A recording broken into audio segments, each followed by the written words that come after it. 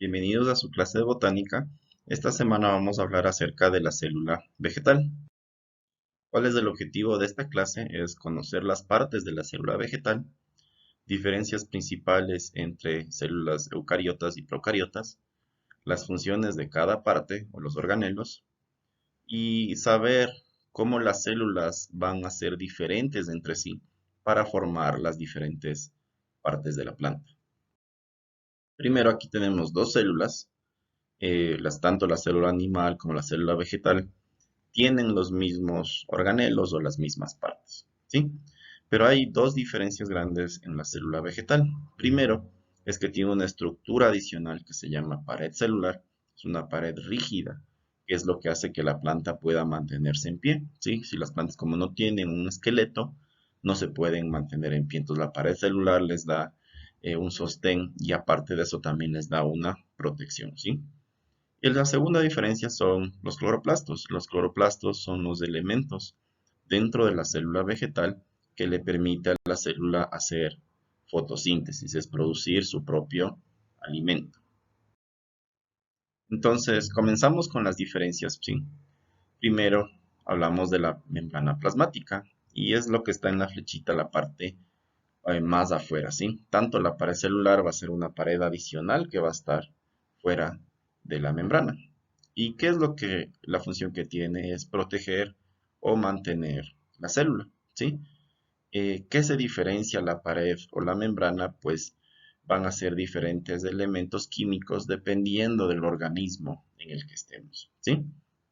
¿Para qué sirve? Para separar la célula del entorno, es decir, que las cosas no entren ni salgan tan fácilmente. Si, por ejemplo, entran contaminantes, van a dañar la célula, entonces las cosas no pueden entrar y salir tan fácilmente. Y también regular la entrada y salida de materiales. También tiene que permitir la célula lo que es de entrada y salida, por ejemplo, de agua. El núcleo y el nucleolo están ubicados en el centro de la célula eucariota, ¿sí? Y las células eucariotas por eso se dicen que tienen un núcleo definido, ¿sí? Si se dan cuenta en la figurita, está la procariota a la izquierda y la eucariota a la derecha. El núcleo está condensado, está así en una sola bolita, está en el centro, ¿sí? Pero cuando es procariota, todo lo que está dentro del núcleo está esparcido por todas las células, ¿sí? A eso se le llama un organismo procariota, es decir, que no tiene un núcleo definido. ¿Cuál es la función del núcleo y del nucleolo? Es contener el material genético y producir lo que son proteínas.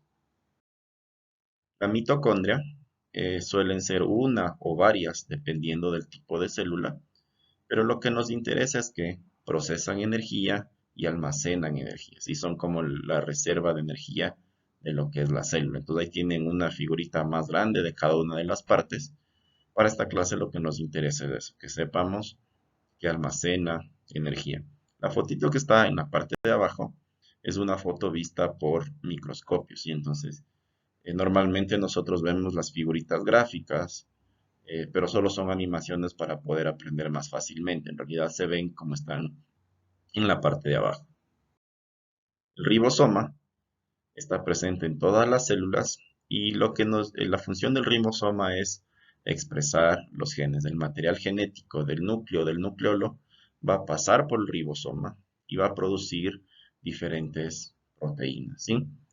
Esto le va a ayudar a la célula para producir lo que sea diferentes elementos, alimentos, etcétera, ¿sí?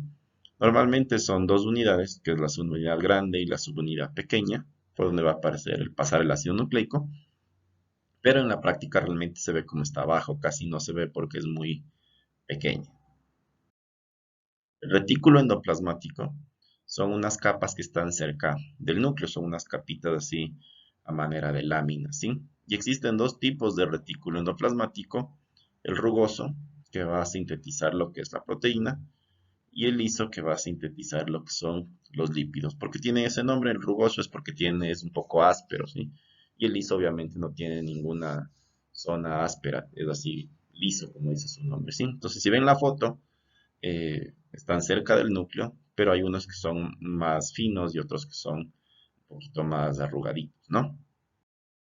El aparato de Golgi está compuesto de sacos o aplanados que funcionan como una cisterna, es decir, un reservorio. Y la función que tienen es terminar las proteínas producidas en el ribosoma. Entonces, cuando pasan del ribosoma, no se producen totalmente, sino van a terminar de producirse en el aparato de Golgi, ¿sí? Como siempre, en la parte de arriba tienen una animación con las diferentes partes, pero en la parte de abajo tienen cómo se ve el aparato de Golgi visto al microscopio. Las vacuolas o lisosomas, estas también a veces están presentes en la célula animal y son como unas bolitas. Que la función que tienen es degradar, o sea, eliminar o descomponer todo lo que ya no se vaya a utilizar, sea internamente, o sea, que esté dentro de la célula que ya no se vaya a utilizar, o externamente que entró hacia la célula y obviamente ya no tenga que utilizarse, ¿sí? La vesícula son capas similares, parecidas a la membrana endoplasmática, ¿sí? De la célula, y lo que tienen una función es de ser metabolismo. Metabolismo se refiere a almacenar o digerir lo que son alimentos en la célula, ¿sí? Esas estructuras que ustedes ven permiten la entrada o salida de diferentes nutrientes o agua, ¿sí? El perixosoma son parecidos a las vesículas, pero la función que tienen es de romper compuestos complejos, es decir, si algo es muy complejo adentro de la célula, eh, tiene la función de romperlo en cosas más sencillas para que la célula pueda aprovecharlo, ¿sí? Y también tiene la función de desintoxicar la célula. Si hay algo que la célula está con demasiado exceso de cantidad, lo que hace es desintoxicar la célula. En la parte de arriba pues tienen una animación, se ve también con unas bolitas, pero en la parte de abajo tienen una vista a lo que es al microscopio. El cloroplasto, presente en las plantas, es encargado de la fotosíntesis y son por lo general de color verde, ¿sí? Tienen la función de ayudar en lo que es la fotosíntesis para que las plantas puedan producir su propio alimento. Y está dividido en dos partes, la fase luminosa, que se realiza en los tilacoides y va a producir el ATP. El ATP es la energía de la célula. ATP viene a ser de adenosina trifosfato. Eso es ATP, ¿sí? Y la fase oscura va a ocurrir en el estroma y con una molécula que se llama el rubisco. Muchas gracias por su atención a la clase esta semana y muchos éxitos en su tarea. Saludos.